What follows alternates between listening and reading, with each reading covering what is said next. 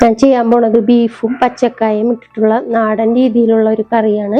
അതിനു വേണ്ടി ഞാൻ ബീഫ് 1/2 കിലോ എടുത്തിട്ടുണ്ട്, ഒരു വലിയ പച്ചക്കായ എടുത്തിട്ടുണ്ട്, കുറച്ച് ചെറിയുള്ളി, 2-3 സവാള അരിഞ്ഞത്, പച്ചമുളക്, തക്കാളി, ഗരം മസാല, ഇറച്ചി മസാല, കുരുമുളകിന്റെ പൊടി, മല്ലിപ്പൊടി, ഉപ്പ്, മഞ്ഞൾപ്പൊടി, മുളക് പൊടി, പിന്നെ ഇഞ്ചിയും വെളുത്തുള്ളിയും അരച്ച പേസ്റ്റ്, വേപ്പില, വെളിച്ചെണ്ണ. ഇതിന്റെ മസാല ചൂടാക്കാൻ വേണ്ടിയിട്ട് ഞാൻ അടുപ്പ് കത്തിക്കുകയാണ്. ഒരു 2 ടീസ്പൂണ് മല്ലിപ്പൊടി ഇടണം. ഒന്ന് നല്ലോണം ഇളക്കി കൊടുക്കുക. നല്ലോണം ഒന്ന് ചൂടാവുമ്പോൾ മുളക് പൊടി 1 ടീസ്പൂൺ ഇട്ട് കൊടുക്കുക. ഇതിലേക്ക് ആവശ്യത്തിന് മഞ്ഞൾപ്പൊടി.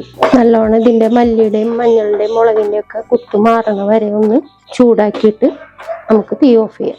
നമുക്ക് ബീഫ് വേവിക്കാൻ വേണ്ടിയിട്ട് കുക്കറിലേക്ക് ഇടാം. ചൂടാക്കിയ മസാല ഇതിലേക്ക് ഇടാം.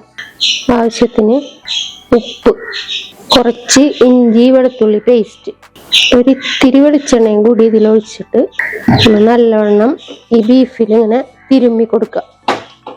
ഒരു 5 വിസിലടിക്കുമ്പോൾ നമുക്ക് അടുപ്പ് ഓഫ് ചെയ്യാം. 5 വിസിൽ വന്നിട്ടുണ്ട്. ഞാൻ കുക്കർ ഇറക്കി വെക്കുകയാണ്. നമുക്ക് ഗ്രേവി തയ്യാറാക്കാനുള്ള പാൻ